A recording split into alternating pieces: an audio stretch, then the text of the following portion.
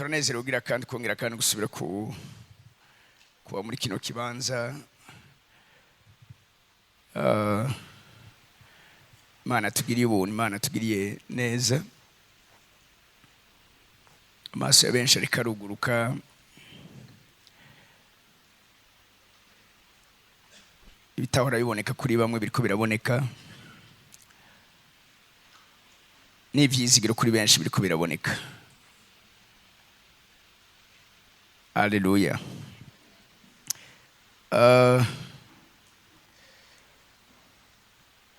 Ntaravyibagira, ejo tufise finale. Mugabo iyo finale tuzoyigira twubaka ibicaniro. N'ibanga ridasanzwe rimaze igihe kandi vy'ukuri rimaze kutugira neza mu buryo budasanzwe. Ashaka kufa ejeje inyigisho bene izi turangiza twubaka igicaniro. Ejo rero tuzokubaka igicaniro cyo gusera ibyo twahawe byose muri no misi indwi. Ariko mugabo kandi ejo nibaza ko nzokwexhorta gato, ariko umwanya munini dufise umwanya nose mo kuvuga ibijanye n'amarembo. Mugabo dufise umwanya wo guhagarara ku marembo, twica, dutikiza, turandura urudandazwa rwose ruri illegal rwabaye ku buzima bwacu. Haleluya, haleluya. Uku niko twempoza kuganza kwacu. Ndakunda amadocumentaire avuga ibijanye n'ibikoko. Lion iyo ifashe ahantu canke iyo igize ahantu territoire yayo, aho hantu ngo ikihadelimita, n'izindi zose zije ziramenya ngo aha hantu nahanaka. Imisi yose udashoboye kudelimita territoire yawe, biroshe kundi umuntu ashobora kuhitiza canke akayitiranya akaza akora ivyo ari byo byose. Tumaze kugira amatentative menshi y'ibitero tukoregwa hano muri ino nzu y'Imana, mugabo nta na kimwe kirigera catenya cible yacu, bitewe nuko aho tugeze Imana dushikanye abantu tuhapersonaliza, tukadelimita, tukagira gwacu. Ejo nico gikorwa tuko turakora ahanini. Nibaza yuko ico no kubwira nuko ejo uzoze washoboye gusibla neza, washoboye kuidentifia neza n'urihe rudandazwa rwabaye. Uza gusanga warakoretse ku buzima bw'iwawe, maybe utigeze umenya canke washoboye kumenya. Aho diruka ndakunda vuga ibijanye na envoûtement canke twabuze ijambo muri Kirundi hamwe n'ivyo nukurogwa. Narababwiye ko bwa mbere na mbere currency ya mbere canke moyen de change tubona ku marembo y'i Babuloni ni imishaha, les âmes. Twarabonye ko imishaha, iyo umuntu atanze umushaha hari ico aheza akaronka, canke Satani kenshi asaba abantu imishaha. Twarabonye ingene muri Mariko 8 Yesu avuga ati vyo mari kikunguka isi yose ariko ugatakaza ubugingo. Abashaka kunguka isi baravanda imishaha yabo, baratanga imishaha yabo.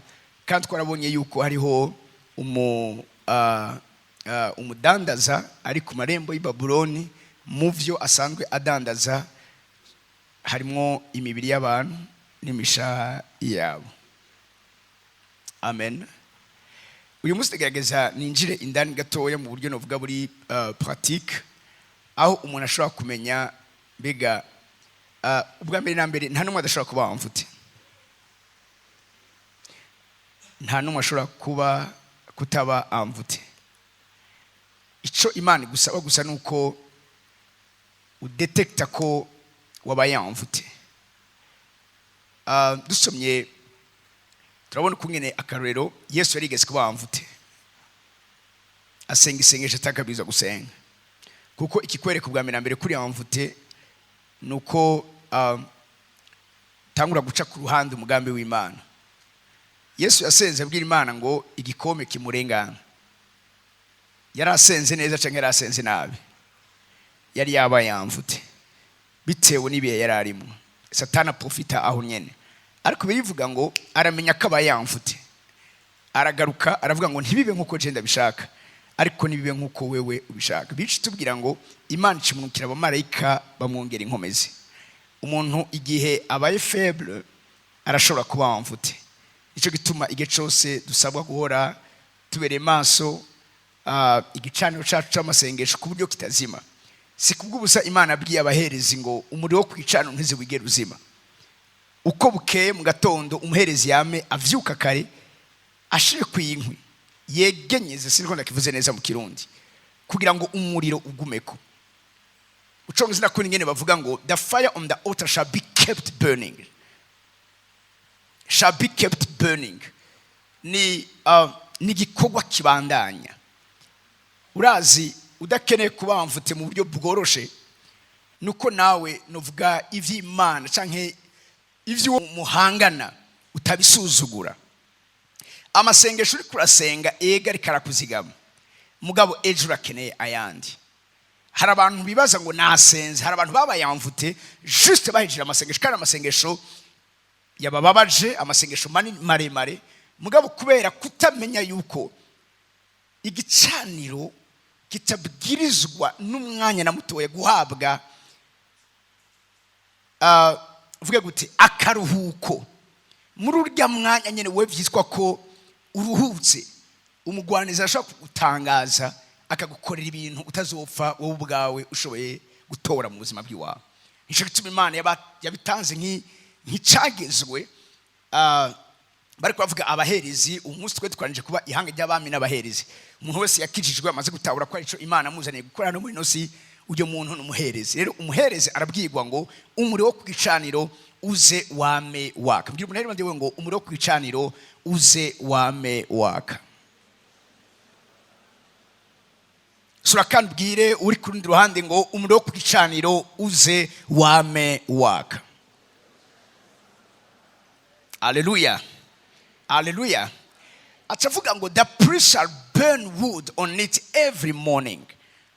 Mwani majambo ku munsi hari igikorwa kibiza gukogwa kugira ngo igicaniro kigumane umuriro wacu. Uko niko tuzigama ubuzima bwacu. Amen. Kuko ataruko uwari we wese arashobora kuba amvute. Rero uyu munsi ngoma ngerageze ku utanga umujyo bwihuse, bariko barandika mu yute kwandika, kuko sinzi mu mwanya uri imbere ngene biza kungendera. Reka nembe ndicungura mu buryo bukubanza d'abord kubaha amanote make. Okay, tugende mu guharura. Turasoma ku gice cya 22. Nibaza ko ni inkuru benshi tuzi, mugabo irimwo amabanga menshi umuntu akeneye kumenya. Okay, 22. Umusomyi wanje ari hehe? Amfashe. Abisirayeli barahaguruka basagaza mu kiyaya cy'Imowabu hakuno ya Yorodani aharabana ni Yeriko. Okay. Baraki mwene Sipori abona ibyo Abisirayeli bagiriye Abamori byose. Abanyamowabu bacibwa ivutu n'iryo hanga kubwo bwinshi bwaryo, barandugwa imitima n'Abisirayeli. Tukiri ngaha, Baraki abonye ihanga ry'Abisirayeli yaragize ubwoba, abonye ubwinshi kandi yibutse n'amakuru y'ibijanye n'ivyiri hanga, amateka bagiye bandikisha mu rugendo rwabo. Ivyo bituma raba kino kintu barandugwa imitima n'Abisirayeli. Ntaca Abisirayeli babagize, mugabo juste gusa kubabona baranduka imitima. Hano ari kintu manza nifuza kubanza kubamenyesha. Hari abantu baba envoûté no fisque gusa yo kuba en contact n'ikintu canke n'umuntu. Abisirayeli ntaco bari bakoze, mugabo hano abanyamowabu bakibabona gusa bacitse ivutu, baranduka imitima. Igihe cyose uri kurabona mu buzima bwawe hari ibintu byinshi bigenda birandura umutima wawe, iyo ni sinye ya mvutuma. kubera ko ikiza gukurikira ntuza kugikora ufise self confidence. Ni nko kuza gukina na ekipe wowe bwawe wamaze kwakira yuko uza gutsindwa. Ese uraza gutsinda? Burya ubwa mbere na mbere mu bizana intambara tugwana bihagaze mu vyimviro vyacu. Nicyo gituma umwami w'iyisi abikono ba kabiri kare ku murongo wa 4 birivuga ngo umwami w'iyisi yababushe ivyiyumviro. Musoza avuga ngo he blinded their mind. Ubwenge bwabo yarabwugaye. Yimpe ntacu kugira ngo tugende neza. Nibo batizera bamwe Imana y'iki gihe yahumye imitima ngo umuco ntubakire. Umuntu asura guhumishwa mu buryo bw'umutima. Mu yandi majambo ni gihe mu vyiyumviro vyiwawe Satani yamaze, urabizi ibigatanya tugwana navyo kenshi bihagaze mu vyiyumviro vyacu.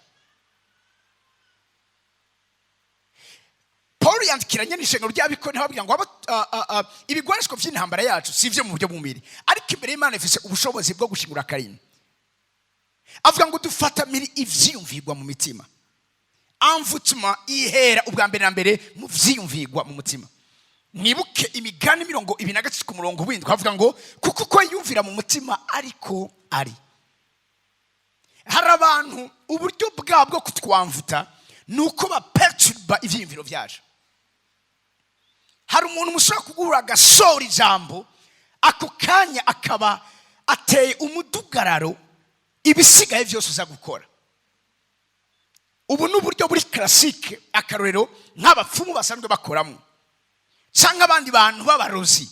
Arakubwira ijambo, iryo jambo akubwiye rikanka kuva mutima wawe, ukarigumana umwanya n'umwanya, n'ikintu kibaye ugaca ugikonekta na kimwe wabwirwa. Ahana cy'Abisirayeli bari bakoze. Mugabo ndiko ndabereka mu buryo bwa Bibiliya ingero ushobora guhura n'umuntu cyangwa akuramukije gusa ukabamvute. Hari n'abandi bantu baba amvute. Ndavyibuka umujene umwe nasenge afise ikibazo cya intestin, nta naho atari yarivuje, ababaye cyane. Umunsi umwe araza ndamusengera, kuva uwo munsi Imana iramukiza. Imukijije acengirira isezerano ati umuntu wese nzokumva gwa ya intestin aha zoba ari hose nzoce ndakujana. Uwa mbere yanjanye ko nabonye umukobwa wanje hariya, unaweza simama, yaba mu Buyenzi. Aya ni kwibarabara rya kangahe? 11. Yari yaramerewe nabi azingamiye mu nzu, nawe afite ikibazo cya intestin. Ndamushikiriye intayo muramaze kuyumva, sanga aho yagiye ngo amusengere nabo bari yamvute. Base bamubwira ngo afise amadayimoni 777, naho boyirukana ntiyopfa aheze, base baramwirukana agenda avumdira muhira. Namusanze kuri 11. Kuva uwo munsi nyene ndamusengera yakira igitangaza, ubuzima bwe burabuhoga. Uyo mujene Imana amugiriye neza, businessman, uyu munsi ari mwagwiza tunga. Sizovyibagira umunsi umwe arambwira ngo apotre, iyo nihenze, ambwira umumama babana ati yo nihenze nkamurota mu nzozi gusa, tugahura mu nzozi. Uwo munsi ngiye ku kazi baranyiba ndagonga. Uwo munsi uba umunsi w'ivyago. Asarambwira ati ubu rero narabimenye, imisi yose iyo namurose sinja ku kazi cyangwa umamuhira.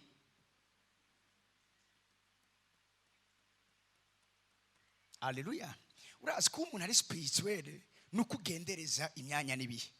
Bivuga ngo abene Isakari bari bazi kugendereza imyanya nibihe, bakamenya ico Imana igomba n'ico Abisirayeli babwirizwa gukora. Mu myaka maze ndiko ndakorera Imana ndazi kumenya ryari ndi yamvute. Muri musi mugatondo nabaye yamvute, mugabo ndabimenya. Narose ngiye kwa Bishop Miburo, mugabo mbona jewe ngiye mu gikone cya kabiri, kumbe bari bandindire mu gikone cya mbere no mu gikone cya kabiri. Ejo vugana Pastor Lopez nene mubwiye ahitemo makirite aza gukora, wanyandikira iya kabiri ni ya gatatu. jewe canumva ngo zibiri canke zitatu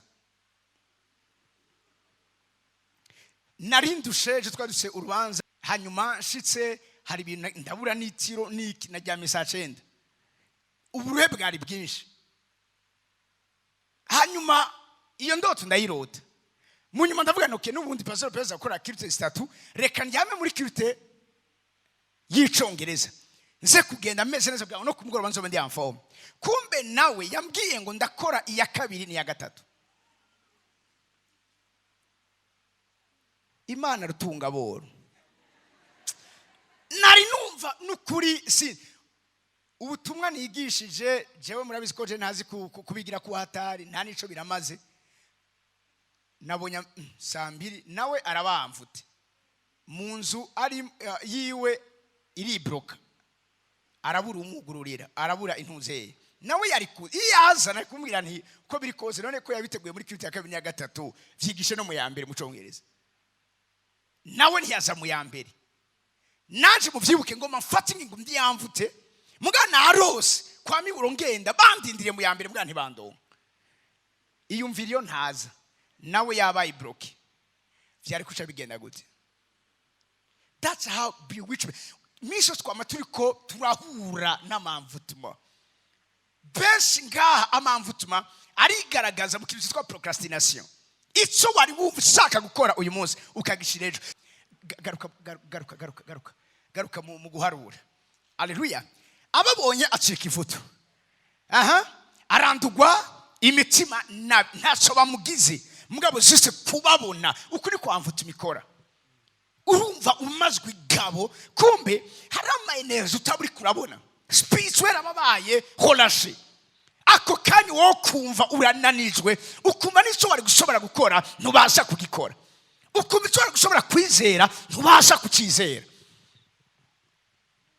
kenshi uza gusanga abantu kenshi bari yamvute n'imvugo zabo ziguma zihindagurika Satani burya nta kindi adutegerako aradutegera osi no mu vyiyumviro mugabo kandi n'amajambo za kuvuga kuko ivyabaye mu vyiyumviro nivyo umuntu aheza akavuga gushika turi kumwe nico cyo bijambo ry'Imana vuga ngo mugumye ukwatura ivyizigiro kwanyu ntikuriganyige abari yamvutse aragera ahantu akumva ari inranze ataho bivuye akumva ari yanse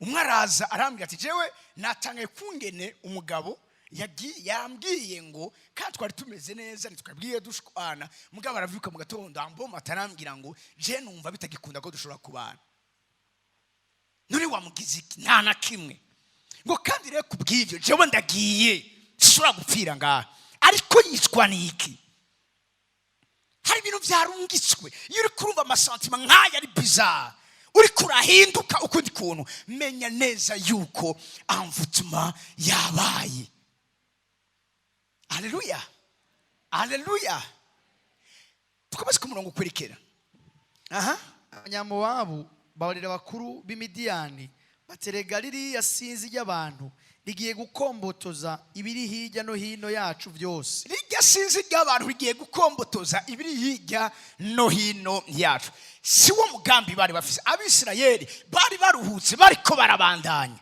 mugabo abababonye bamaze kubiyetiketa yuko bazanywe no gusahura kwiba gukombotoza ariko ngo kurandura gukuraho kwica ikintu cyose baza gusanga aho hantu Imana ishimwe cyane bariko bararengana ikindi kintu kizokwereka kuri yamvute nukugera abantu bagufata ariko atari kuri uramaze kubura n'umuntu umunsi umwe meje kwigisha haza umudamu arambwira ngo apotre ushaka kuma iminota 2 tabwa nti nta kibazo tugende ku muduga atarambwira ngo jewe nagomba gusaba imbabazi okay nikari gambe ndamubonye nakugize wangize iki atarambwira ati jewe ndakwanka n'umutima wanje wose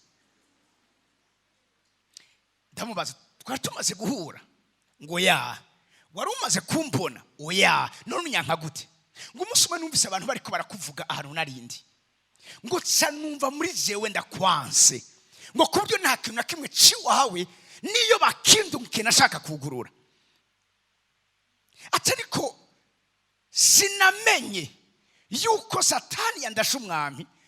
Iyo nza kuba nakumvije kera two n'uyu mwanya honyene wigishije ushobora kwibaza watanguye kuvuga jewe usoze ari kuvuga jewe, ati uyu mwanya numva amenye neza impamvu ivyo nariko ndabamwo nariko ndabibamwo. Ati rero umbabarire, uyu muntu yari yaba yamvute. Haleluya, haleluya.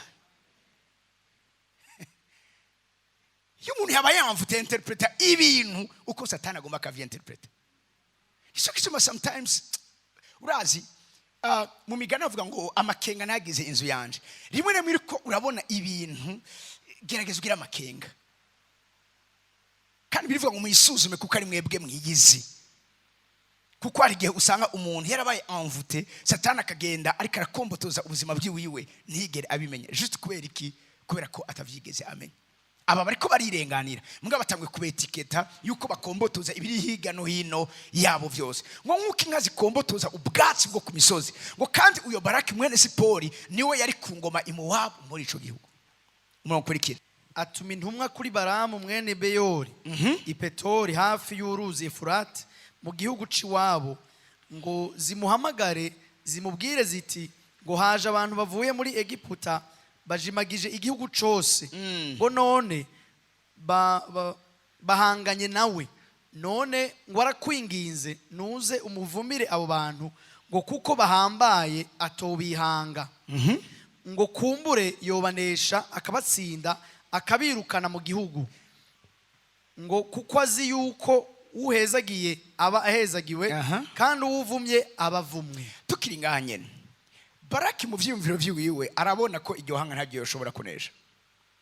Mugabo agiye arondera umuntu ashobora kwamvuta iryo hanga, nubwo ryari hanga rikomeye mugabo rigacika ihanga ry'intege nke. Ukuri ko bewitchment meze, we warubizi neza yuko nukuri ivyo bintu urabizi. Hari abantu benshi babayamvute akaja gukora ikibazo kandi bamubajije ivyazi, mugabo yagera imbere y'ikibazo akabura iyo bikamangani.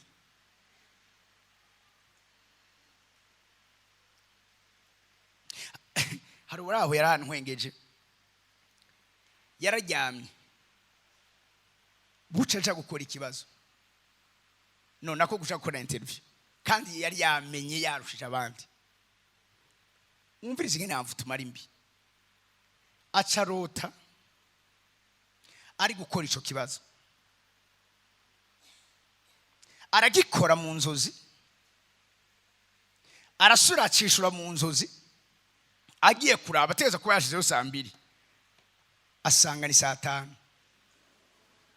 Yari karota ariko akora ca kibazo, agize gutya araryoherwa yibaza ko vyabaye.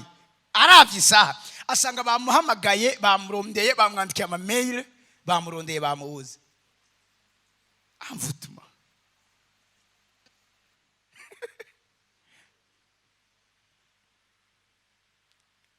uyu muntu nawe arabibona ko ni Baraki, arabibona kiri hanga rikomeye. Mugabo ati uburyo nshobora kurinesha ifo ko ndondera umuntu abamvuta, baba yamvute ndashobora kubatsinda. Rero ico Baramu yarahamagariwe gukora mission yarafise, n'uyu munsi ama mission benshi barafise mu miryango yacu situ, aho dukora, aho tugendera, kugabanura amakapasite yacu, kutugira abanyantege nke twara abagenkomezi. Siko muriko muravyumva. Arabizi neza, yavuze ngo uhezagiye abahezagiwe n'uvumye. Arabizi cyo capacité Baramu arayifise. Baramu guhezagiye urahezagirwa, ariko mugabo kandi akuvumye. Ikindi kintu mwitondere abantu mu buzima bwa, nabwiye ko umunsi negira kwinjira muri pratique. Mwitondere abantu mu buzima bwanyu bakubwira ngo jewe mvuze ikintu ngo gitegerezwa kuba. Abo bantu hari igihe satani kenshi abitiza mu kuvuma ubuzima bw'abantu benshi. Kandi nuvuge ngo urakije ngo uragize ibiki, nimba iyo ngabire yararironse ku marembo y'i Babuloni irakora kuri wewe kandi wasenze udashoboye kwambara inkomezi umeneze kungene uhagarara uhangane n'iso kintu ugatanga rubonye ibintu bibaye ngo zemvuze ikintu ivuga mu majambo abantu bameze mu Baramu no nganda bizi ko bahari. Haleluya, haleluya.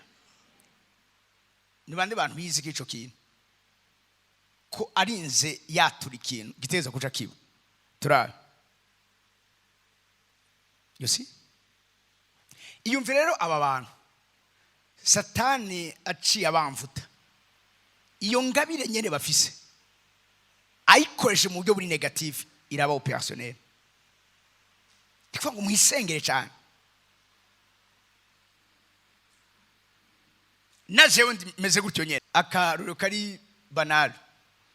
Ma belle-sœur turahura ndamubaza afite telefone nkunda mugacarambira ngo yarapfuye ivyakweri ya telefone ya yindi atego carambira gutyo nyene ndaza kuyisengera za gukira mugarumva nayo ko namutakina nta telefone noja gusengera mbura gusengera abandi gusengera ivyuma nikimubwira yumvise gusa ngo iraza gukira acabwira madame bari petite sœur wiwe aramubwira ngo telefone ya nana yevye kujana ku mufundi apotre ambwiye kayisengera kandi irakira ayitoya arayaza asangira kora. Haleluya. Okay. Uvumye aravumika uwo uhezagiye niba muri majambo hari abantu bavuze badegaje ama energy agutuma so atukomera canke uba umunyantege. Gushika ngaturi kumwe nababwiye ko ibitandukanye birashobora kuba amvute amazara ashobora kuba amvute ni vyiza wimukiye ahantu ntuzi vyabereye fata umwanya kwasengera winjiye mu kazi gashasha fata umwanya ugasengera kuko ajya ahantu giye hari undi yahahoze umisi yaheze sengera umwe mu bana banje numugwiza tunga afisama kamyo afisama remorque naba muri kino gihugu hanyuma arambwira ati jewe ibintu bikuramba ko ntavye ndiko natahura apotre ati amakamyo yari yaronse ni aba bantu bazana imizigo ati naronse ishirahamwe ry'abahindi bampa imizigo kubatorera kandi yari kontra nziza cyane gose ambwira amafaranga bamuha nukuri wari umugisha w'Imana atariko iyo kamyo kiraza igeze sinza hano yambwiye muri Tanzania irakwama arajana abafundi ati imaze indwi zibiri bariko barayikora vyanse kikira mugaca arambwira ngo atariko turaho hantu atari umutama yamanutse bari Tanzania babwira ngo ivyo muza kugira vyose nta nakimwe kiza gukunda aca babwira ngo hari umuntu yahoze atwara iyi kamyo umunsi bamwirukana boss wanyu amwirukana yavuze ko atawundi umuntu azoyikorako ngo igire umugisha asambwa kandi aramudekriva uwo nawe urumva nyene nese ni hari umuntu w'Imana baraba abantu nyene urumva nyene bakorana nyene n'amarembo y'Ibabuloni aramubwira ati yiswe kunuku ameze kunuku aramuha description agiheza kubivuga acaza imodoka iza yikubitako accident imodoka ihagaze basura kuyigonga ihagaze ugiye ahantu mu kazi hari abantu bagiye mu kazi batangugira ibibazo ukagenda ahantu ugatanga kwagiriza ibintu muriko muranyuva ubu nibwo buryo amamvutuma akora impuzu ziyashobora kubamvute nababwiye ikintu cyose kija ku mubiri wawe kija en contact nawe tumaze kumenya ko urudanda rw'imibiri hamwe n'imishaha canke ubugingo menya ko ikintu cyose gifitane isano cyangwa kija ku mubiri wawe ubwiza kugisengera siriko muriko muranyuva. Okay. Ikindi amvutuma nigihe urengegwa ukisanga uri kurakora ibyo utashaka gukora. Paul arigeze kwamvuta aravuga ngo ibi binashaka gukora nivyo sanga nakoze nifuza gukora iciza ariko ikibi kikantanga imbere no ngaho abantu benshi riko bameze asakwa hariho ikintu ciza ugiye kwinjiramo hama hari ikintu kindi kica gicamo wari ugiye kubifata ako kanya nyene bigaca bigira iki bigaca bihinduka kukanyuma ukacubona birapfuye envoûtement. Haleluya, haleluya. Ariko uyu munsi mu vyumbe neza yuko nosema kuza kubibigisha mugabo ejo turiko turagarukana ivyo bintu kuko twabibaye mu incuro nyinshi n'ubutubamo incuro nyinshi Imana ikadushira no mambwira ngo dutabara abandi. Haleluya, haleluya. Iyumvire Petero Yesu yamubwiye turaza kunyihakana mugabo yahavuye amwihakana. Yararengewe n'ubushobozi iyo tuva ariko aragendera mu byo atagashaka gukora aheje yumvise inkoko ibitse aramwitegereza akora Mose ntibatubwira ko yihanye mbwa yarakora ya Mose. Raba kino kintu Yesu yaramenye neza ko urazi ni vyiza kamaso yawe yuguruka ukamenya abantu mugendana kuko hari abantu batwamfuta tugendana kandi atari kubera ko batwanka asura kuba dukunda mugabo sitara kamenya neza narababwiye ko sitara manza gusikana abantu bari hafi yawe agace kurya Imana icishiriza mu bantu bivuga ngo Imana y'imwijuru icishiriza mu bantu na Satani ari ku marembo y'Ibabuloni acishiriza mu bantu. Umuntu wakunda akabamvute akakubwira ikintu atakabiza kukubwira ico kintu kigatuma kigutwara mu makosa. Raba Petero Yesu arababwira just nk'abakunzi biwe arabwira umwana umuntu agiye gushigwa amaboko y'ababi bazomufata bazomwisha. Petero ati ntuzopfa.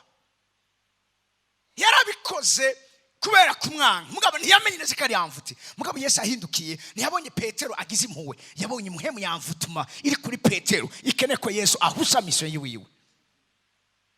Sengera abakonseye banyu, sengera abo muganira umwanya munini, sengera abantu bagufise ko influence mu bintu ntamadikora. Sengura azi kuba kumuvye ikintu corosha si tumuvye mu buryo bw'imwemo kuko igikorwa kinini namatwe ndayivuga na pastor bavyumve aho ministeri gore n'umugoma ndababwire guhagarara ngaca kwicara ngaha nkabigisha. That's the easiest part of the ministry. Ministeri ntigoreye igihe uri kura ministeringa publiquement parce que ibi naravyigishijwe narabiteguye. Wera wese no musengera yose akuza kabisoma akagira gutahura kabibaha mugabo uraza ahantu ministeri igoreye nigihe abantu bariko barakuzanira ubuzima bwabo akabushira mu biganza byabo hama kare butegeza gutranche. Abankunda more munsengerico siriko muri ko muranyumva kuko iyo turiko turatorera amasolution abantu aho hantu turategwa cyane kuko ishobora kuba solution itari nziza. Umwaranyegera arambwira kagomba kwiyangaje muri politiki arambara ingene bimeze nukuri numva giye muri zone iri mine kurugeze no babwira ndavuga aha hantu ndabwe ni mu mwanya senga nyuma yaho turahura ndabwira nti iki nese kwabwira fa passer umuntu arambwira ngo bampropose operation mugabo abaganga bambwiye kandi abazungu bambwiye yuko amahigwe bafise yo kuresiza ni 10% ku buryo ana harama operation bakubwira ngo hamagara abo mu muryango wawe badusinyere kikiza kuba ataco batubaza ukabona batangiye gusinyesha aho hantu menye kamarembo y'ikuzimu aho hantu yamaze kuguruka mu abantu bari spirituel habimbwiye batamwopera ashobora kugira ikibazo uzobibazwa niba mwopera naho nyene bikaba ikibazo. Bene data niba vyorosha ndasenga mugabo menya neza ko bateza kumwopera ndamwe ntizo 10% bavuga ko bafise genda Imana izokongera ko izino 9% operation izogenda neza. Uyu musi umuntu ashinga ntavuga ngo ubuzima afise abukesha Imana na Apotre Kevin Sibomana. Sengera abantu babagira ko influence. Umuntu wese afise autogite kuri wewe iyo adahagaze neza ashobora kuba isoko yamvutuma kuri wewe. Abagiye baca amashengero atandukanye ntimubizi. Talk to me. Yeah? Ndafise abantu nga ishengero bahuze basengeramo pastor wabo yarabavuma. Habwa ati je umuntu ashavuje icyo mvuze kizoba gutyo nyene. Nawe rero umunsi umwe iyo tuvari mu bantu nyene batahurije ibintu asa bati muri mwebwe umaze kuvyara abo barakwiye, utaravyara nta nizokoroka. Cyagenze uko nyene. Hari umwari ngaho uyu munsi n'umwe mu bana banje tudugana muri mission apostolique Gitega. Kera kunda iyo ngiye ko nyene mbana n'abana banje n'umukozi w'Imana n'umupapa w'abana atavyuka mbwira ngo nariko ndota umukozi w'Imana ahora murongoye ngo ndiko ndasasa ngo nabasasura sasa asasura. Uyo muntu afite chance imaze imyaka yaronse amahera vyaranzwe iyo chance ayeze. Ubu niyo twagumutse na madamu we turagenda kuri chance twubaka igicaniro. Uyu munsi niho chance isuye kubandanya. Tabwe none gute mutamenya ko muri amvuta we Imana yakweretse urasasa undi agasasura. Hari ikintu ushaka?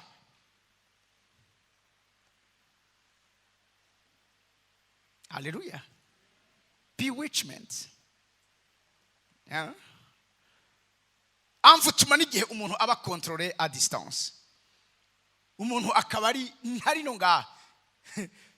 Hari nabo mbabwira ikintu kimwe. Imisi yose ahandi ko ndababwira ngerageza kugira ngo kameme buri muntu segereze kwisitiwa. Ari umuntu uzi yarazabutse ntari ngaha. Mugabo umurozi kazo ugatumba iwabo yama murota misi yose mu nzozi bariko baragwana. N'uyu munsi ari hanze abandi bariko baratera imbere we vyaranze katera intambuko nimwe yo kuja imbere. Umuntu wamubona muri ko muranigana ya marikara ariyo pomza kintu cyose iri kurakora. Uyo muntu mujane muri scanner spiritual get man ndakene kumenya umuntu wariwe. Abantu bimwemu hitugende gutyo nyene. Listen, nubwana kwibaza ko ibintu bipfa kuba gutyo nyene. Ikiba cyose Baraki yarabizi ko nimba keneye kunesha Abayisirayeli ategeza kubanza kurondera umuntu wo kubamvuta. Ikindi Paulo avuga ngo mwabagara cyamwe bibijuju ninde yabaruzi kivuza amvute mwatanguriye mu vyamwemu none murangirije mu mubiri ugatangura kubona ikirashuri kiri kikwereka ko wasabwe ugatangura kubona ivy'imwemu ivy'Imana ivyo gutunganira Imana ivyo kugorokera Imana ivyo kurondera ubwiza bwayo ivyo kurondera uravyumva kugoroka ibijanye no gukunda bene data ibijanye no gukorera Imana ibijanye no kwitangira abantu ibijanye ikintu cyose cyo gukora inzu y'Imana kiriko kiraja kure yawe. Nturonderere ahandi. You are already bewitched. Kuko umuntu yaba yamvuti agenda declina. Ikizokwereka ko imwemu ya umusaha wawe bifise amagara meza nukungene ukunda Imana ku munsi ku munsi nukungene wumva mbabwire iyo umuntu ari mu gihe ciza imwemu Imana musaba vyinshi. Hari umuntu aragera anakumva nta masengesho nta program amasengesho ahari kwishengero nta program abarongozi ba propose amasengesho ariko mbwa bukumva yuko hariho ikirere kiriko kirasaba ibihe byo gusenga kwawe biriko birashaka ko urafite umwanya wo gusubira kandi ukagira iki ukarambara imbere y'Imana. Isi riko kwereka ko ufite amagara meza. Naye ahantu gatangura kumva imisi 3 wari wateguye uwo yivunja mu munsi umwe ngo ataco turavuga aba yamaze kumenya ico dukeneye. Ugatangura kumva utanguye kuremegwa urumva bavuze ngo tugomba dusenge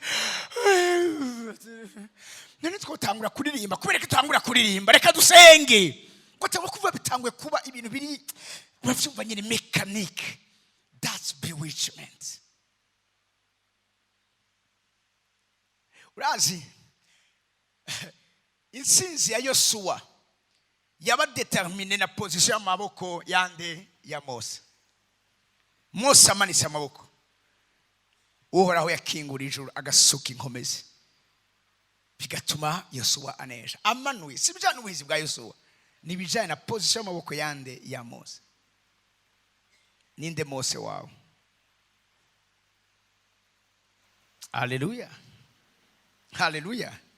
hari abantu bari kubuzi ikikwereka ko vy'ukuri yamvuze. Hari abantu ivyo barimo barabizi katari vyiza, mugabo nta nkomezi bafise zo kubivamo.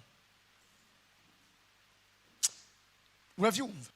Umunsi umwe umukobwa wanje araza arambwira ati je nukuri ndagukeneye, yarose yapfuye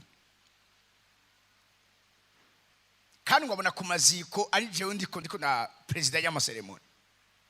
Arandondera arambwira ati muvyeyi bimeze kunuku abimbwiye yari afise operation igiye kuba, cyane amubwira ngo ntuzohava. Vyamaze gusinywa yuko teza gupasa. Arambaza none nta gishobora gukoreka, ntavyo nzi, mugabo reka dusenge. Turiko turasenga, Imana icimbwira ngo umubwire abanza atunganye ubugingo bwiwe.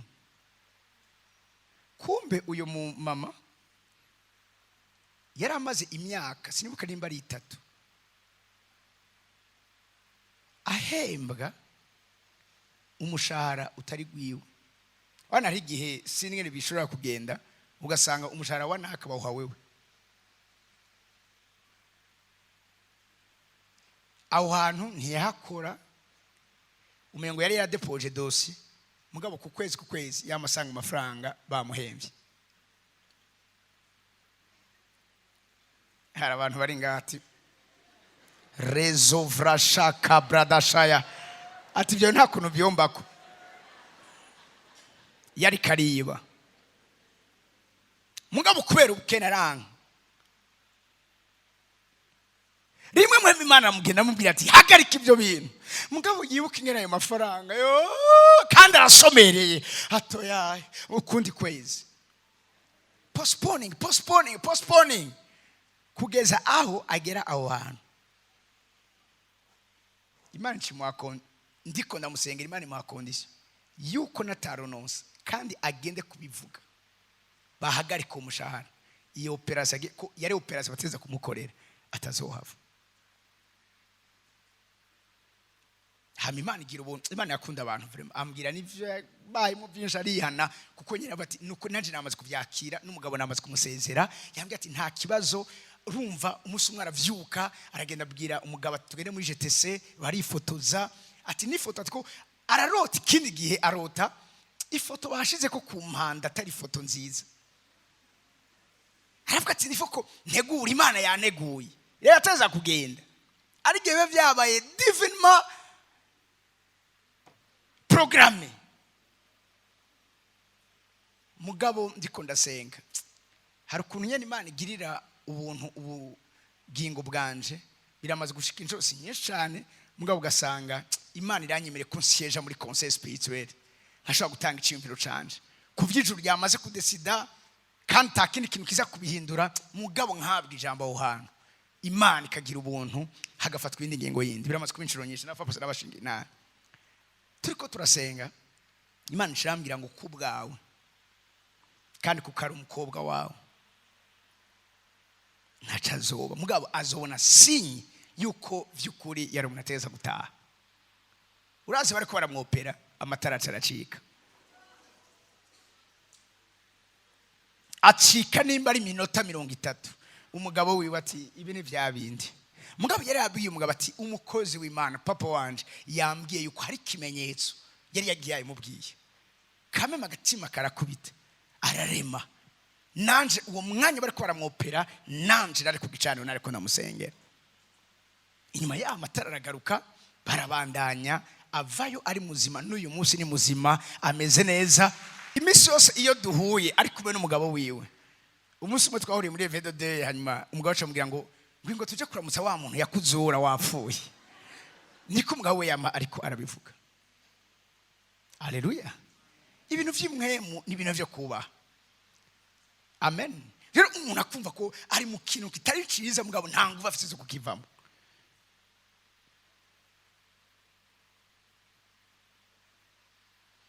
Umwagendana n'umugabo atari gwiwe, ndamutumako ndamubwira nti ibi bintu urimwo. Acambwira ikintu ati kandi ico gutangaza ati n'ukuri nama numva ashaka kubivamo, atari ko ndumva nama niro tuva twasubiranye. uyo mugabo bari kumwe n'umunyamahanga n'umufaransa. Mu Bufaransa hariho groupe y'abantu cyangwa club y'abantu yitwa aba échangeurs, les échangeurs. Abo bantu ico bakora ofete n'abatrafika ku marembo y'Ibabuloni, baragenda bakageta umuntu hama bagakora ama échange kuri we canke urudandazwa kuri we. Uti gute? Bahejeje kuryamana yaca mubwira ngo rero ingo tugende ku hoteli urondera abandi bagabo bandi muryamana kugira ashobore kuronka ivyabo, ashobore kuronka ama benediction yabo. Akamubwira ati nagira ni wewe nyene ushaka ko musangira n'abandi. Ati ego, ati ni ibintu bisanzwe cyane. Ati wacu mu Faransa abantu nkabo turiho turi benshi. Ati kandi utabinyemereye kuja guhura n'abandi bagabo jeca ndaguheba. Rimwe akamufata kamwijanda wenyene cyangwa akamurondera abantu ati ingo jewe ndahejeje umutore kugira ngo habe ayo mayishanje. Uwo n'umuntu yamenye Imana, mugabo Satani aramukangisha ubukene, avana n'umugabo aciramwereka yuko adashobora kubaho ubuzima yifuza kubaho atarondeye abo bagabo. N'igihe bakobwa, misore, bapapa, bamama, rimwe ndafise bo kamwe barakijwe bari ngaha, umugabo yari umumaraye n'umugore yari umumaraye, abantu bakijwe mu bugingo busaguze. C'était tout pour me faire une jeune avyumvise. Ndabaza umugore ati none umugabo bavuga ngo yari umumaraye gute? Ati ati je naje kurondera amahera mu bagabo nawe akaja kuyarondera mu bagore. Bagaca bazana ati we waronse. Ati wapuye umunsi mwe. Ati nahuye n'imikoshi gusa ba bitanu gusa. Umugabo nawe ati je bwabundi naguyeko. Ati jewe yampaye 50,000. Bagaca baba uyu munsi bari ngaha bariko baranyumva n'abana banje barihanye kandi abakoreye deliverance.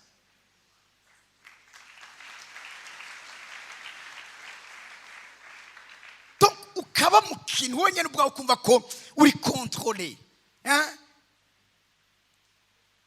Hari ikindi kintu siktu kuba mama no kubakobwa mugabo no kubahungu navyene birabaho. Iki naco ni kintu kikwereka kwa rudandazwa kuri abatutoto iwawe. Hari abantu misi yose iyo bakubonye bakubonamwo ubusambanyi. Umuntu wese ashaka ko muryamana. Uri yamvute. Sivuze ngo ivyo bigeragezo ntibibaho, muga hari igihe bibirenze. Umuntu wese akubomye akubona mu gitanda. Bamwe cyangwa kujya mu ngo afise amasharme. No, ajya amasharme n'amamvutuma. Ubundi normalement umuntu w'imhemu ni ayo n'amasinyi nabwo nta numwe ashaka kubamvuta. Haleluya. Binyukije uri ukaka gakobwa. Ara gakobwa kigeze guhanga Pastor Lopez. Nine ingosha ubivuge. Mbabwira ikintu kimwe ku bantu mumaze kumenya neza ko byukuri ari ntumwa za Lewiyatani. Don't deal with them. Uravyumva mu buryo buri kind. Ico gihe uwo mwana w'abakobwa yaradutse aravuga ko Pastor Lopez ari umusheri wiwe. Nani narinze umusheri wiwe. Kandi urasiko mutaramika imaze kubera kiya kintu abakorega nani. Karasara ko gakobwa. Akamubloka agaca kuri telefone yindi akamwandikira. Ati ayo uzoja hose twibaza kurya muri kumwe bizokunda. Uwo mwanya nyine abareka bivuga ni nete yacategwa. Umunsi umwana namubwira ngo mubaze inge namerewe. Amubajije nimba amubwiye ati nahaswe gupfa. Taravuga nti bwabundi rero si ibintu vyintuze. Umunsi ubashira muhamwe gatwara makoraniro. Jamaze kwirukana abantu babiri muri rishenge. Ako gakobwa nakirukanye vraiment. Uyu munsi umengo karagwaye mu mutwe. Ukumva nyine byari byagatumye kuri uyu musavyi w'Imana. Igiyo ntare yajisa gutyo Imana kandi kajyo ntihari gusohoka.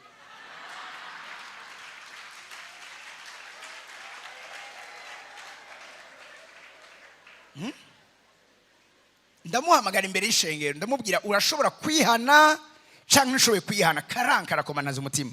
Ndamubwira nti ndaguhaye amahirwe. Karanka cyanavuga nti kuva uyu munsi mission yose wari ufise ku musavyi w'Imana umenye neza ko nta hizoshika, kandi kuva uyu munsi ndakwirukanye nutihana nta mahoro uzofuronse. Agakobwa kakituma umugabo maka kamweguye. Nawe gacajangura ngo umugore ngo yagize mariage ngo niwe wasinye ngo niwe wagize iki. Uramubona umubona ndakibona sindagifata. Kabona message ngo uyu munsi sinta kamukaranze. Nababwiye nta numwe adashobora kubamfute. Nta bantu babamfute nka twebwe nk'abakozi b'Imana.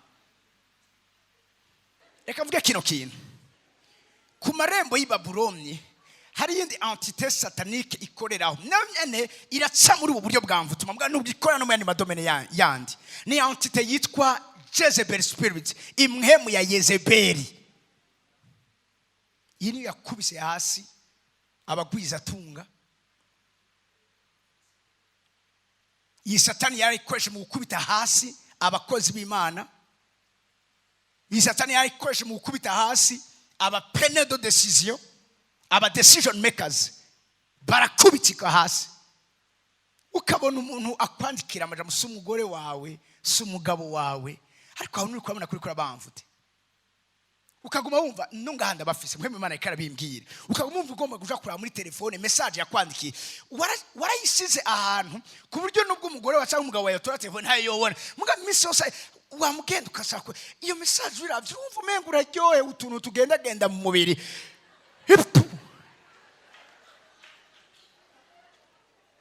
Uwo numvise ibindi bintu biteye ubwoba muri kino gihe. Kuri mwemu nyene yamvutuma.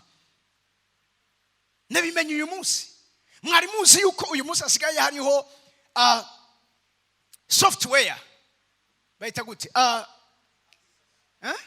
application ishobora gufata ifoto y'umuntu ikayambura impuzu ikayiguha uri gusa.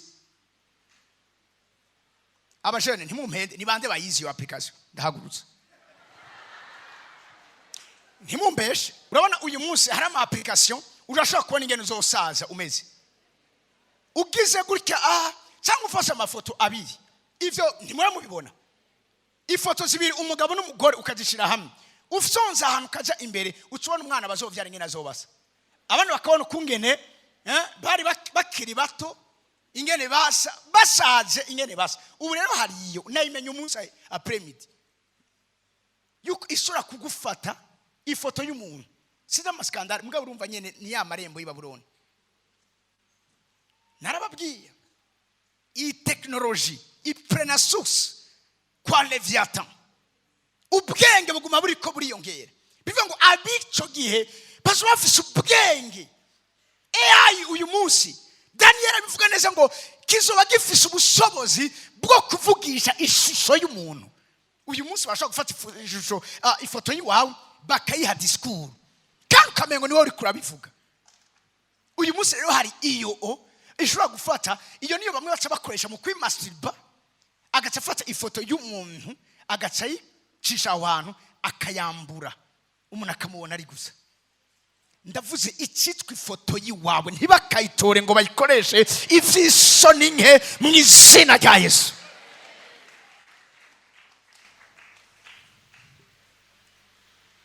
Kandi simuze ngo muca kwirondera. Haleluya. Hari abantu mu kubamvute bagiye kurondera amakuru curiosity niyo yabakwegeye.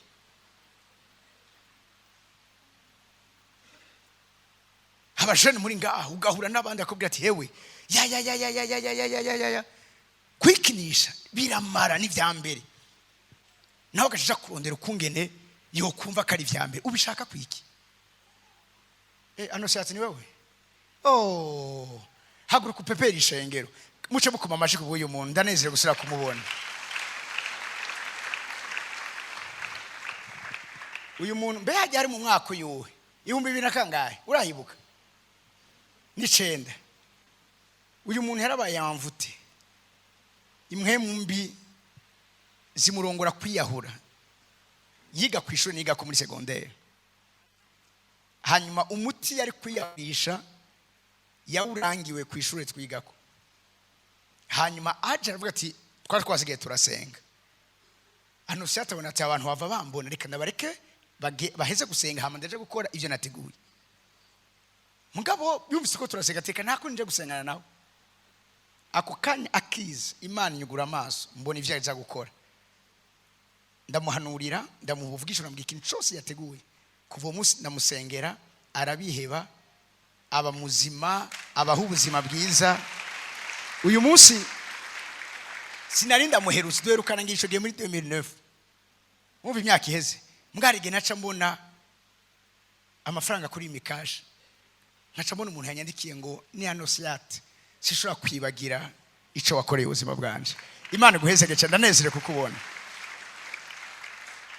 Haleluya hari abantu rero amamvu tuma bayakwegewemo n'amakiriosity ngo ashaka kumva ngo kungene bimeze ubishaka kwiki urazi cyakwegeye Adamu na Eva no gushaka kurya ku giti kimenyekanisha iciza n'ikibi ori Imana ntiyari ikeneye ko aba bantu bo kumenya iciza n'ikibi Imana ikeneye ko Imana conscience gusa y'ubuzima igiti cy'ubugingo cyari kiraho ibitaguha ubugingo reka kuja kubirondera Haleluya muriko muranyumva muri kino kibanza muriko muranyumva muri kino kibanza bewitchment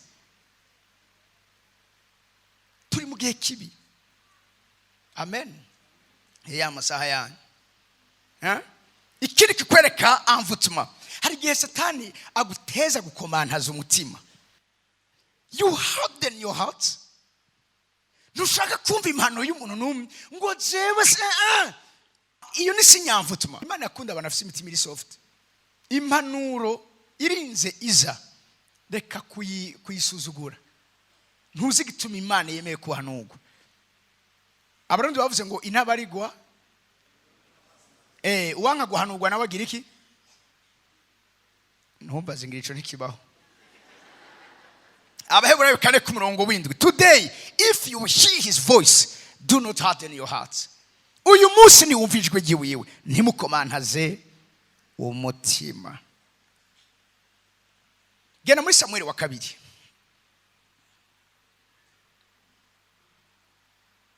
ibindi cyaza kubivuga juste ndabicako mugabo ko ndagomba ko hano muhumva aya monnaie de change arakomeye imishaha hamwe n'ubupfumu ni ibintu bikomeye cyane Samuel wa 2:11 ku murongo wa mbere iyi ni nkuru ya Dawidi ingene Dawidi yabaye yamvute nico vyakwegeye igihugu arabantu mba tuba victime y'amamvutuma y'abacu mumvise ingene ijambo ry'Imana rivuga somero ku murongo wa mbere nuko umwaka utashe kugicamvura mu gihe abami bakunda kuja mu ntambara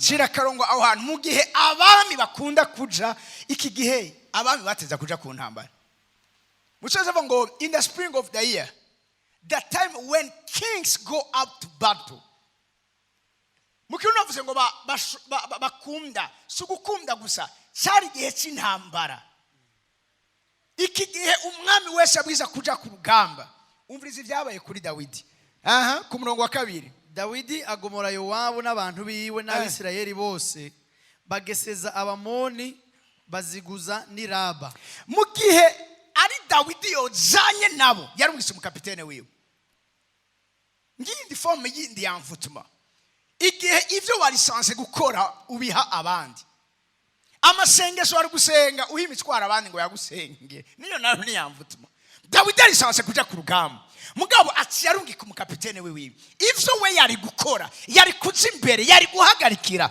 abihaye undi muntu ngo abihagarikire Satani abaronse umuryango yarajire kuronka ebana pièce yarahezire kuronka inyenda muvano ya ndyogo ico ahagarara kadugirako Haleluya ufiriza ku murongo wa 3 ariko Dawidi ubwiwe yisigarira Yerusalemu kubera iki yasigaye Yerusalemu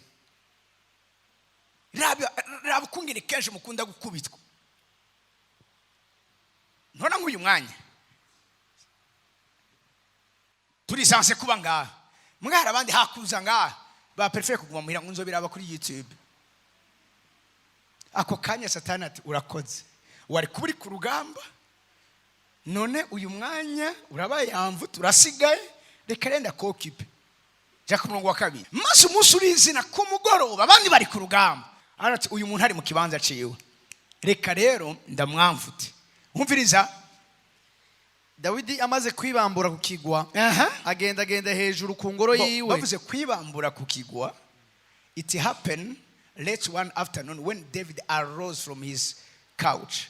Avyutse kwibambura mani majambo yari yagize agasiesta araryama hanyuma hayaravyutse and was walking on the roof of the king's house. That he saw from the roof a woman bathing, and the woman was very beautiful. Satani arabizi iyo abona utari mwiza kumbure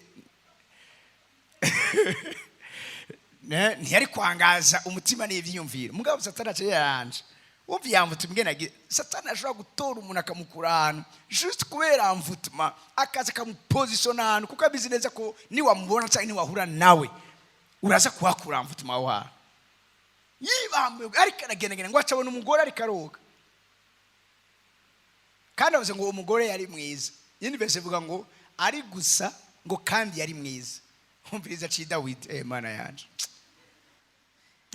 Nuko ci Dawidi atuma kubaza uwo mugore uwo ari we. Ibaze kica kiraja gutuma atigena mu mbariza ati uriya mugore rinde baramubarira bati si Batisheba mwene Eliamu muka Uriya umuheti.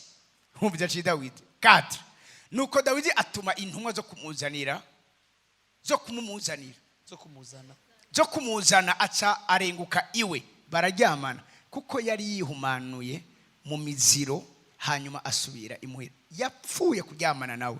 Uyu mugore aca atwarinde i amvutuma no seulement gusa ko icyaha cyakozwe ariko na Uriya yaciye apfa. Muvyibuke yuko ico gihe kumva daboro we ntiyagiye kugwana hanyuma abagiye kugwana uravyumva warasigaye umugore wiwe amuteye inda cyari ikintu kidashobora uravyumva kwijana gutyo nyene. Dawidi acabwira Yowabu his captain aramubwira atumbiriza rero amaze kuza kumubwira ati uzina makuru natwaye indi hama umugabo we si hari. Dawidi kubera amvutumi gukwegera mu yandi makosa urumva umenga yo wakoze ubwa mbere ntakwiye ukaguma muri kuri ponja mu yandi usubira mu yandi usubira ukaba nk'ingurube iri kiriva yanga mu vyombe. Dawidi aca Yordonati Uriya ni bamugarukane nawe aranka kuko yagoma kumutega umutego mwabate nitegeko ntaze nagaruke urico gine vyari vyemeye ko umusirikare abandi bari ku rugamba aja kurana umugore wiwe barase discipline.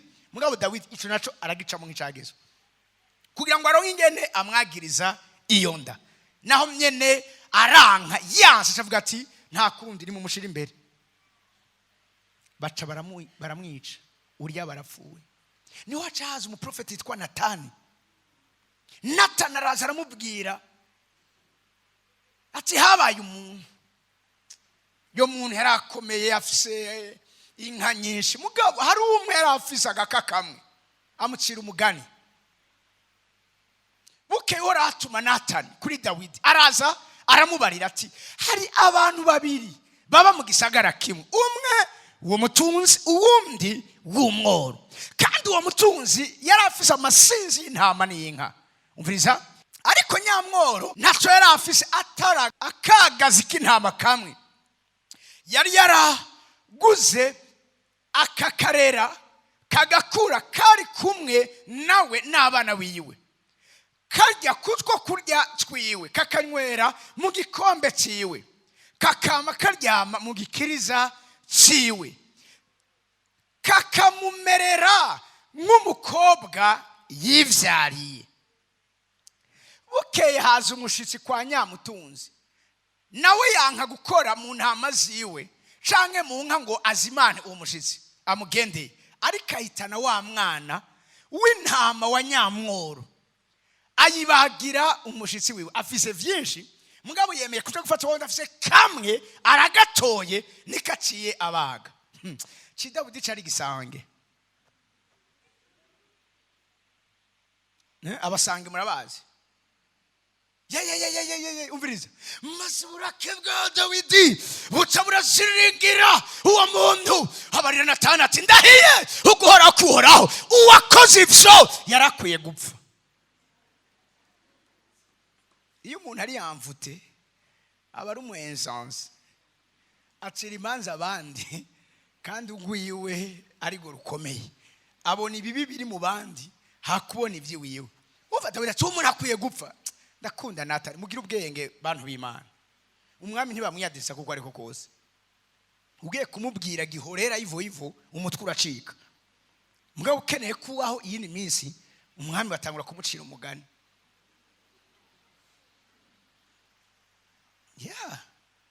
Ndazi umunsi umwe umuntu yadutse yahawe akazi muri kampani, hama umunsi umwe ararota abona shebuja ari mu bitameze neza ngo numvise ngo isaka ry'inzu y'Imana ariko riranye guca nagenda namubwira ngo kandi amubwira mu nama ndamubwira ngo utavuye muri ubwo busambanyi yarayagiye. Hataraza ngo ndashomereye ngo amadeni aranyishe none utaye ubwenge nzoguta. Umwami ntibamubwira gihorera. Ngira umuntu yavuze gira ubwenge. Gira ubwenge. None ahanatanze message. Mugabo mwibuke Yohana Mubatizi. Ingene atanze nawe message. Umutwe fye. Bawutanze ko kado. Itari yambale. Aza murihe uwo mwana w'intama kane kuko yakoze ikintu nk'ico akaba imbura kigongo.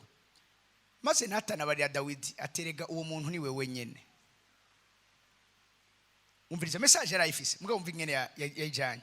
Ashamubwira ati uhoraho Imana y'Abisirayeli avuze ati ni jewe nakwimikishije amavuta ngo ube umwami w'Abisirayeli. Ndagukiza ngukura mu maboko yande ya Sauli. Nkwinjiza ingoro ya shobuja.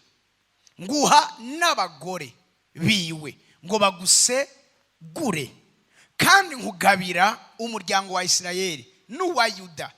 Kandi iyo biba vyarabaye bike mba narakongeye n'ibindi. N'Imana ikiramubwira niki cyatumye ukengera ijambo ryandije uhoraho ugakora ivyo mbona ko ari bibi, ukicisha inkota Uriya umuheti ugacura umugore wiwe ukamugira gwawe, nawe Uriya ukamwicisha inkota y'Abamoni.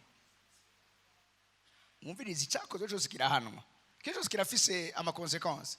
None rero inkota naho izova mu rugo rwawe. Wakoresheje inkota nawe batiza kugusubiza inkota. Inkota naho izova mu rugo rwawe kuko wakengere ugacura muka Uriya umuheti ukamugira umugore wawe. Sivyo gusa. Umviriza. Ukuri koraho agize ati nzokuvyurira ivyago vyanduruka mu rugo rwawe, nzokunyaga abagore bawe ubona, mbahe umubanyi wawe ajyamane nabo ku murango. Imana turinda mpamvu tumavura. Iki kintu muriko muracumva. Icyo wakoze nawe nzokikugarukanako, nzokigusubiza. Kandi iyumvira umubanyi wawe aryamanye n'umugore wawe ku murango. Next. We wabikoreye mu mpisho ariko je nzobikora icese imbere y'Abisirayeli ku murango nyene. Use Dawidi avuga, Imana ivuga ngo nabonye umuntu afise umutima uhanye n'uwanje. Mugabo mvirize ingene Imana ikiramutwete. Kubera iki? Urudandaza ku marembo y'Ibabuloni. Maze Dawidi yishura Natani ati nacumuye kuhoraho. Natani amuje ati noneho uhoraho yagukuye ko icyaha cawe ntugipfuye. Maze Dawidi yishura ariko kuko wahaye abanse ba uhoraho ugwitwazo rukomeye go kumurogotako kubwico wakoze. Hari abantu ico bakoze gituma Imana bayirogotako. Ikintu amvutimi dukwegera. Acamubwira ngo kubwico wakoze wa mwana wavyara nta kabuza azova. Nuwo mwana wa Betisheba ntazoba. Natani aheza yitahira iwe, hanyuma Uhoraho ateza indwara wa mwana muka Uriya yavurana na Dawidi agera kure. Nico catumye Dawidi yinginga Imana kubwo mwana, akisonzesha ibaze, yarasenze arisonzesha, akinjira mu nzu agakesha ijoro arambaraye. Dawidi cyari ikintu cy'ikigongo, ati Imana ndakwinginze, mugabo vyari biri trota. Abantu bakuru bo mu rugo rwiwe babibonye, bamuhagarara iruhande ngo bamuvyure ave hasi, aranka, yanka kuja aho bari ngo afungura. Maze ku munsi ugira ndwi uwo mwana arapfa. Abantu ba Dawidi batinya kumubwira ku mwana acikanye, bati mbeko twamuhanuye umwana kiriho akanka kutwumvira, none biracura iki nitwamubwira ku mwana acikanye? Ubwo ntaca yiyahura, kamera rusana mukunde bamurinda kwiya, n'ibindi byinshi byakurikiye. Okay, kubera iki? Mwumvise aho byavuye, abandi bagiye ku rugamba, nawe yasigaye ku kigo, yataye ikirindiro. Mbwira reka guta ikirindiro, guta ikirindiro cawe niko kwinyagisha. Haleluya, haleluya. Uzoshima umuntu ari yamvute atangura gukora ibintu mu misho, ntawe usura kumenya iminyoro yiwewe. Ari nyegeza abantu bose, agakwepa abantu bose, ntakeneye k'abantu bamenya inzira ziwiwe, ntakeneye k'abantu bamenya programa ziwiwe, ngo zese ngunda abantu bamenye ivyo wanje. Kubera iki? Utinyiki. Haleluya, amen.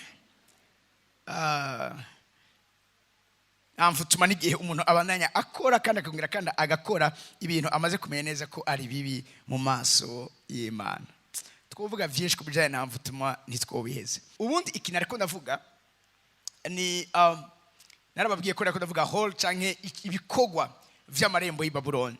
Ubwa mbere ngoma ngenda bisita, nababwiye ko ubwa mbere amarembo y'i Babuloni niyo yimpawaringa abami bo mu isi, niyo ahakuganza abami bo mu isi. Ivyo tubisanga mu byashuri Yohana 18 ku murongo w'icenda. Ica kabiri batraka inyenyeri, nagikunze kare pasteur Peza reka nagipartager. Raba ingene Esau yatakaje his birthright juste kubera iki? Ibiharage. Donc ikintu kiri materiel catumye Yakobo yakseda ku kintu kiri spirituel. Ku marembo y'i Babuloni nabwe n'urudandazwa, n'ubundi Satani agupropose ibintu biri materiel, mugabo agatwara ibintu biri spirituel. Twadonese n'ikintu gikomeye cyane, ikico catumye n'uruvyaro rwa Esau rutibukwa, ariko Yakobo aho yagiye hose uragiye amuhumugisha. Kubera iki? Hariho ikintu yari yaraguze. Reka mvuge kino kintu mucandike ahantu. Ku marembo y'i Babuloni bagura kazoza k'abantu, ugasanga umuntu kazoza kiyo barakaguze. Icyo uzokora cyose nta nakimwe kizobwira kigira, kubera ko ivyo wateza kuba urimo n'abandi bariko barayiprofita. Makandi itanguriro tugaruka itanguriro 30 aho Labani, mwumvise ngene Yakobo nawe yaranguwe ku marembo y'i Babuloni. Mwibuke ko Yakobo ico yaronse kuri Esau nawe barakimutwaye Labani. Labani aramwishura. Duga kuri 25 gatoye. Hano Yakobo murazi yamaze imyaka 14 ariko arakorera sebukwe. Rakeli amaze kuvyara Yosefu, Yakobo abara Labani ati ndekura ngende. Rivuga ngo yari yaranse kumurekura, ntiyashobora kugenda, yari mbohe wiwe. Ndekura ngende subiri wacu mu gihugu cacu. Next, mpabagore banje n'abana banje abo nakore gute nabiwe, mugabo ninda kibafise ko memize. Labani ku marembo y'i Babuloni niki bakora? Ivyo ufitiye uburenganzira ntiwigera uvyinjoyinga, ntiwigera binezererwamo. Iki mu mwanya ngo mashina kivuga kubagwiza atunga sekto, ugasanga umuntu ayo yaciye ntashobora kuyanezererwamo. Hari uwumdinzi yaragiye asezerana amasezerano ku marembo y'i Babuloni, mugabo bashiramuza ikintu cyose kiryosha.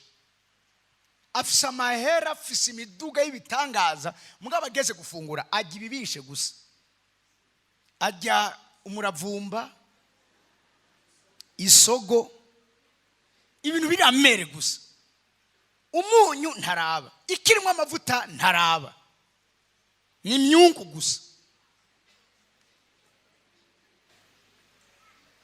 ariko ubwo n'ubuzima yeah.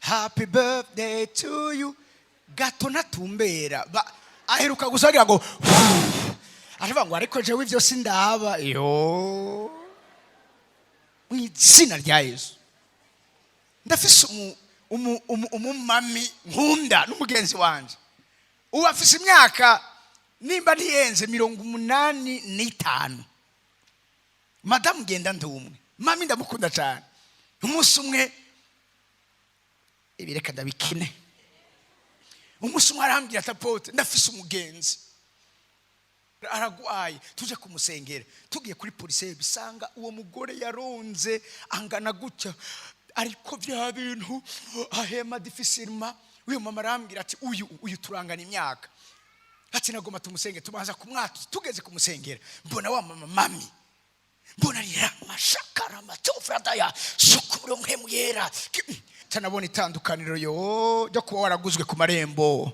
no kuba warabaye preserve biravuga ngo ndabivuga cyane sindabivuge ngo icoma nkazokwipfira uko abagorotsi abagorotsi yo bapfa ntibateri umugere abagorotsi yo bapfa ntibasambagirika abagorotsi yo bapfa uravyumva ntibangaza umutima barasinzira bivuga ngo icoma nkazokwipfira uko abagorotsi bapfa ryari iyo baheze gukora ivyo uhoraho yabazaniye gukora hano muri nosi ntibaremba ntibamererwa nabi ntibasinzikara hageze kagenda arakubwira ati iyi saha bazoza kuntora agasezera biwe iyo saha igeze agasinzira haleluya urya mu mama arambye ati no haruguru yiwe haba umufumu yumvise niko navuga no mabanga arambye ati oya we ni wowe bitahura tujani bubikirire dufata kane ko gusenga aca nshingira narayikunze yo ntaye arambye ati haruguru just haruguru yiwe ati niho hari umupfumu apfumurira abategetsi ati hama hatonze ibijipe matemi d'histoire hariho n'umwe we nubwo numvuga ni ntaye yashinze sinunguruza Terence niho yahora aja kuragurira kuraguza uravyumva ati umunsi umwe wa mupfumu arimuka atahura n'umuntu ati none ko wimutse ngo rekasha ngo hari umugore mukecuru twabana ngo yaranyomoye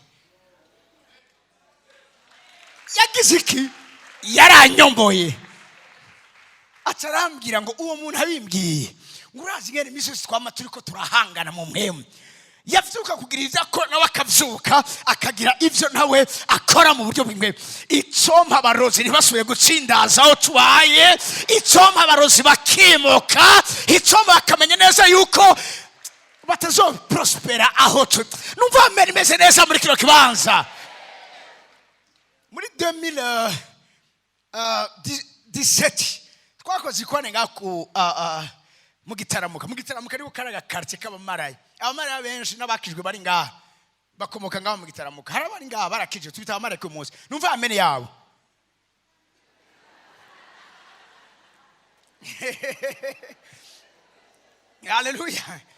haleluya pastor tubita abamarayi uyu munsi uravyumva ico gihe tuza gukora igikorane hari ikintu misi yose minwe igeze hagati aho ninde muntu amazimisi afise imisonga côté droit mu ryinyo bavate ijigo ni wewe haro n'uwundi mushiganza kwitama mu izina rya Yesu Kristo bwa bushobozi bwazura Yesu mu bapfuye butembagaza ikintu cyose cyitwa imisonga kuri ayo menyo mu izina rya Yesu Kristo mwidegevye mwe bazima amen. Amashi menshi. Haleluya. Minwi igeze, hari ikintu cyaza kikanyiganyiza amazu y'abo bantu. Umunsi twakoreye igikorane, ngenda ngize iyo declaration yuko icitwa umurozi cyose kiraho hantu, uwo munsi cimuka. Kuva umunsi tuhava, abanyagitaramo bakavuga ati ntitsofa twibagiye apotre yadukuye ko igisizi imwe tutazi cyama kiza misi yose minwe kikanyiganyiza kandi zumva n'amazu yose kirenganye. Nimba ari umurozi yabatashe, nimba yabagiye navyo nzi, bose barumva nyamugigima aho hantu bakumva ibisenyirikira bagwako. Kuva umunsi abantu twakoreye igikorane ntishongeye gusura kugaruka. Urazi gituma turiko turamenya no mabanga, umviriza tugiye kwimikura ubwami bw'amaterritoire. Harantu usanga ayo ma esprit territoriaux aho hantu akomdisona abantu kubaho ubuzima bumwe.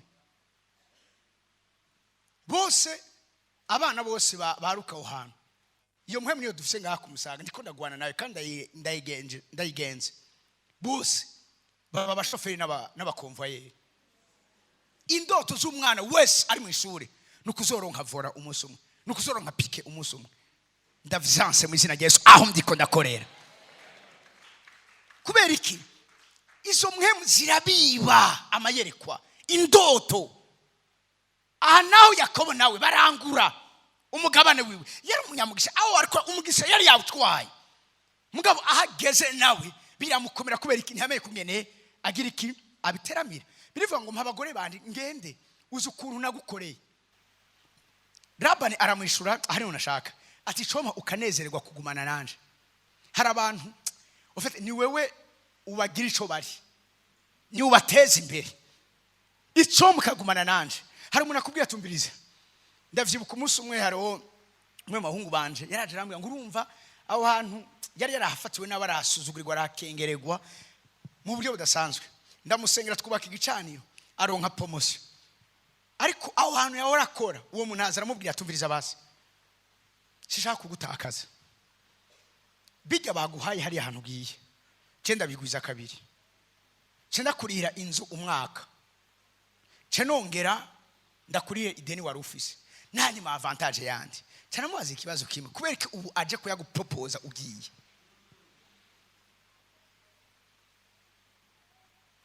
Haleluya. Ibi nivyo Labani yari karakora ngo ico mukaneze wagumana kubera kagumana nawe, kubera ko umviriza munsi kuko nabonye gose yuko uhoraho yampaye umugisha kubwa umugisha mfise si kubera jewe, umugisha mfise ndawufise kubera wewe, nawe ufise kubera ndi afise kubera Esau. Aha niho mu nyuma tubana dusoma haje wa mu marayika ariyo yari Imana baranigana ijoro ryose. Inyuma yaho abona kongera kandi gusura kugira iki guposeda amapossession yiwe, ahindurirwa izina hanyuma atangura kugira iki kwama. Hari ikintu kimwe numva umengo nico nonarangirizako, ndakirangirizeko ntavyo nzi. Farao ariko araganira na Yakobo aramubwira ngo imyaka namaze ndiko ndayerera mu isi. Yarabwiye ku marembo y'Ibabuloni bagura imyaka. Aramubwira ati ubundi imyaka mfise siyo mfise. Hari abantu imyaka bafise atari yo bafise. Ubundi normalement ivyo wateza kuba wamaze kuburi kurakora sivyo uri kurakora. Umviriza Yakobo yishura Farao. Duga hejuru gatoya. Bo ndashaka kurangiriza ngahe. Muga mumvirize gatoya. This is very serious. Duga hejuru gatoya. Ingera Farao abaza Yakobo. Umvirize. Ati imyaka umaze ningahe? Umviriza Yakobo inkesho yiwe. Abantu bibikomere. Yakobo yishura Farao. Ati imyaka y'ukuyera kwanje ku isi iri cyane 30. Iyo myaka mbayeho ibaye mike kandi mibi ntingana n'imyaka basogokuruza bamaze mu minsi yukuzenzagira kwabo. Imyaka maze ndiko ndayerera, ariko yaraguzwe ku marembo y'Ibabuloni amara imyaka 130 ariko arayerera. Shaka mbwira umuntu ari muri kibanza sinzi we yumaze, ariko uko bingana kose ihagararire aho nyene. amen haswe kumpezagira mugani mpezage muri cyo kibanza ndanse ko uyerera hano muri nosi imyaka yawe biza kuba imyaka iri fruitful ibiza kuba imyaka ikwamira ibiza kuba imyaka igira icyo imariye ubwami bw'Imana bwakuzanye no muri nosi amen yanyu muri cyo kibanza.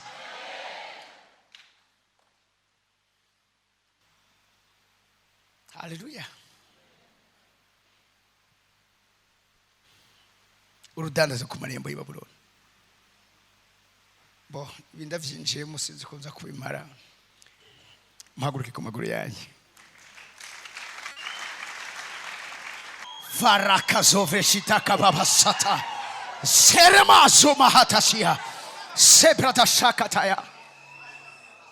Amarembo y'ikuzima nyiganyige mu izina rya Yesu.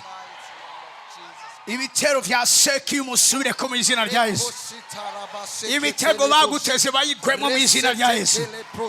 Ibyo bacishe kugugwanya bibe sans effet mu izina rya Yesu. Uri migose uriho kugira ngo rugutsindisha urutsinda mu izina rya Yesu. Uri migose kugira ngo ruguteze ibibazo uruteze ibibazo mu izina rya Yesu. Uhoraho akuzuza ivyiza vyiwe vyose.